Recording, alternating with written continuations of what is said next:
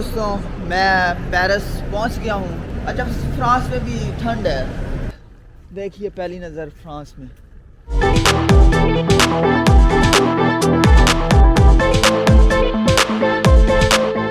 ये रहा बहरहाल पेरिस का दरिया। अरे जैसे मैं कह रहा था कि हर शहर में दरिया होता है, तो देखें पेरिस में भी दरिया।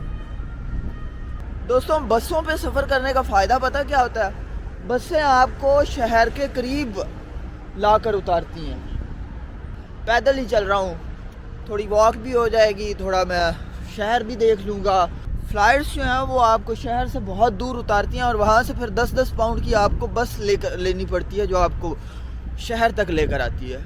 और दूसरा मसला ये है कि फ़्लाइट लेने के लिए आपको 2-3 घंटा पहले एयरपोर्ट पर जाना पड़ता है, और फिर जाने के लिए भी आपको अलग से एक बस लेनी पड़ेगी 10-12 पाउंड की। एक वक्त था कि पेरिस जो है ये बहुत ही अनएक्सेसिबल प्लेस मालूम हुआ करती थी, जबकि आज ये देखिए पेरिस का ये दरिया मेरे पाँव के नीचे बह रहा है।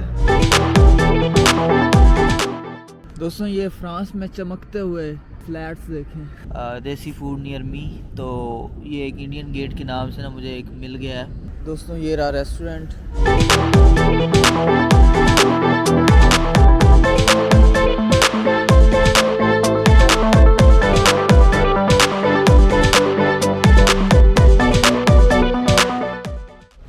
मेरा कोई इरादा नहीं था कुछ नया ट्राई करने का, बट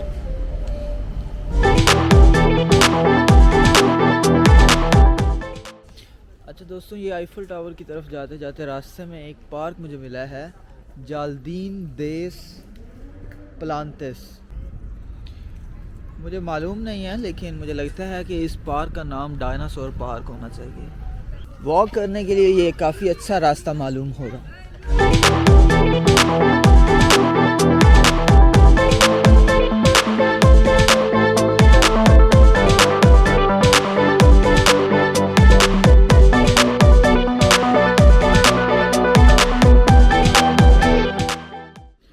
तो ये देखें दोस्तों, पेरिस का इंफ्रास्ट्रक्चर।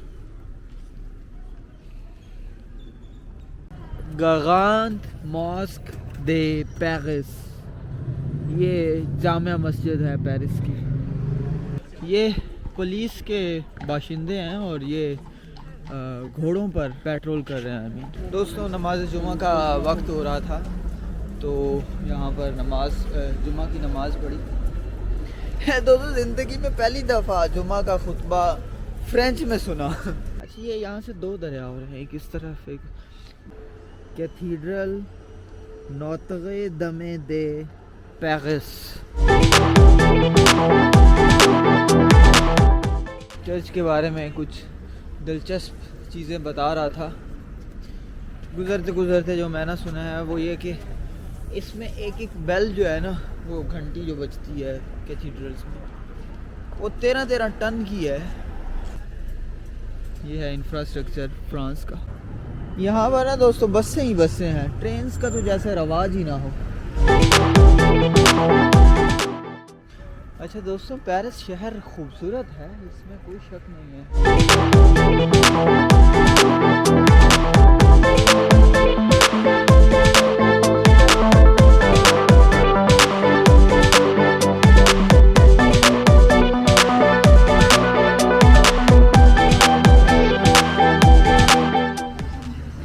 दोस्तों, पेरिस की सरजमीन पर चलने वाला क्रूज।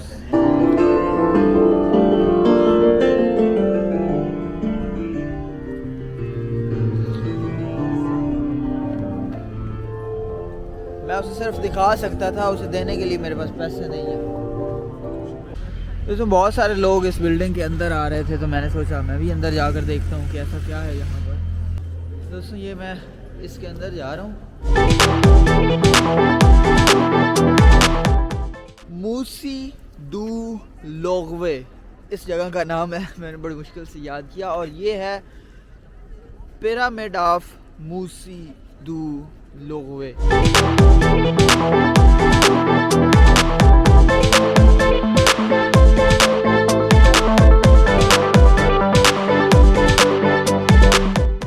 यहाँ पर एक साथ जितने मैं एक जगह पर टूरिस्ट देख रहा हूँ पूरी दुनिया में मैंने कहीं भी नहीं देखे, इवन स्विट्ज़रलैंड में भी इतने नहीं देखे।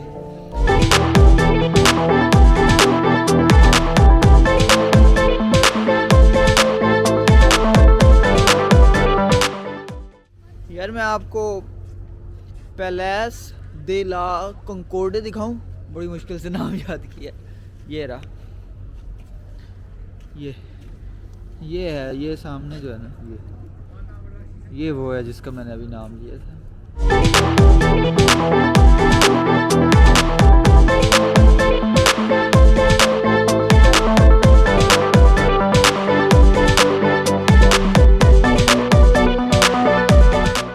आईफल टावर से पहले की जो गलियां हैं ना वो बिल्कुल ऐसी दिखाई देती हैं। उससे पहले इस तरह के यहाँ पर होटल्स वगैरह हैं, इस तरह की पेडेस्ट्रियन क्रॉसिंग्स हैं, इस तरह के दरख्त हैं। अभी आगे देखिएगा, और ये है आईफल टावर। जी हाँ दोस्तों, ये है real Eiffel tower of Paris.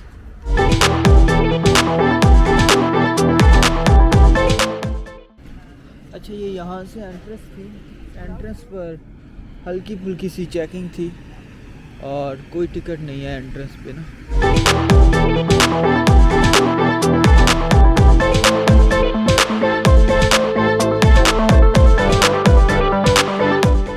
ओ मेरा हाथ आईफल टावर के सर तक पहुंच रहा, देखें। बड़ा मज़ा आ रहा है दोस्तों दुनिया के मशहूर टावर के पास बैठकर। दोस्तों ये जिस तरह से मैंने 5 मुल्क घूमे हैं ना 5 दिनों में, और जितने घूमे हैं कोई घूम के दिखाए मैं मान जाऊं। वो पीछे आईफल टावर है, मैं वही बेसिकली दिखा रहा हूँ। तो इसके साथ साथ खामोशी से चलते जाना और सिर्फ गाने सुनते जाना, ये बहुत enjoy.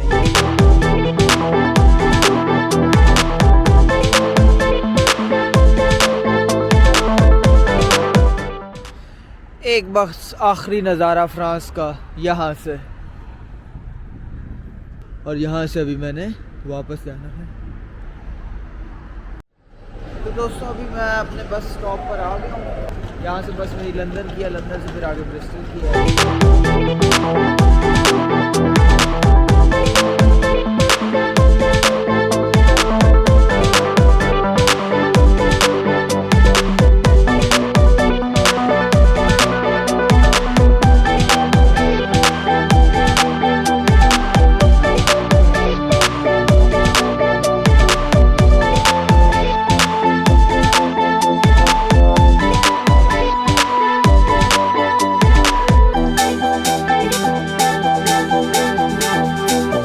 Hello guys, I am back to Bristol.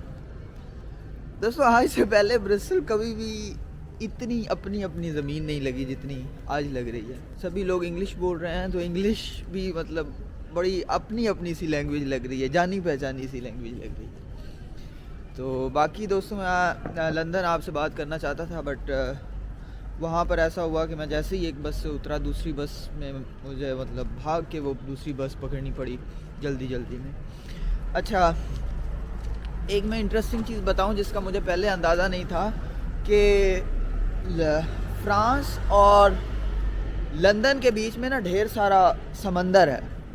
तो मुझे नहीं पता था कि हम वो समंदर का सफ़र जो है वो क्रूज़ से करने वाले हैं। तो बहरहाल वो सफ़र जो है वो हमने क्रूज़ से किया। बस उसके क्रूज़ के अंदर ही पार्क हुई और फिर हमें उन्होंने कहा कि आप क्रूज़ में ऊपर जा सकते हैं। वो घंटे डेढ़ का सफ़र था। तो लेकिन वो क्रूज़ दोस्तों बहुत ही शाहाना था और उसमें पूरी ऐसे ना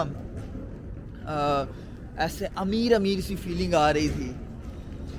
तो खाना शाना मैंने नाश्ता वहाँ से किया। बाकी दोस्तों बहुत कुछ नया सीखने को भी था इस ट्रिप में। बहुत सारी चीज़ें बड़ी यूनिक भी थी, बड़ी इंजॉइंग भी थी, बड़ी अमेजिंग थी।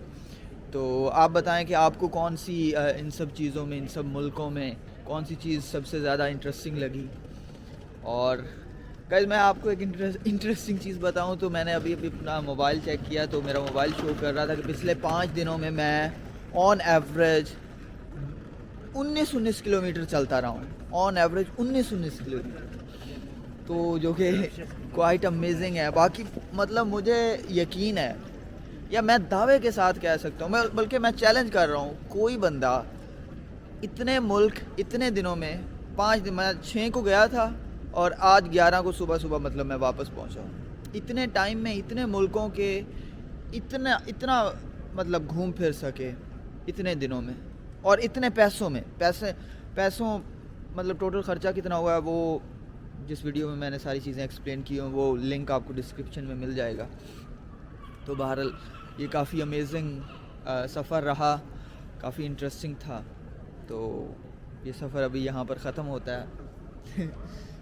चलिए मिलते हैं किसी और वीडियो में। चैनल यार ज़रूर सब्सक्राइब कर दें।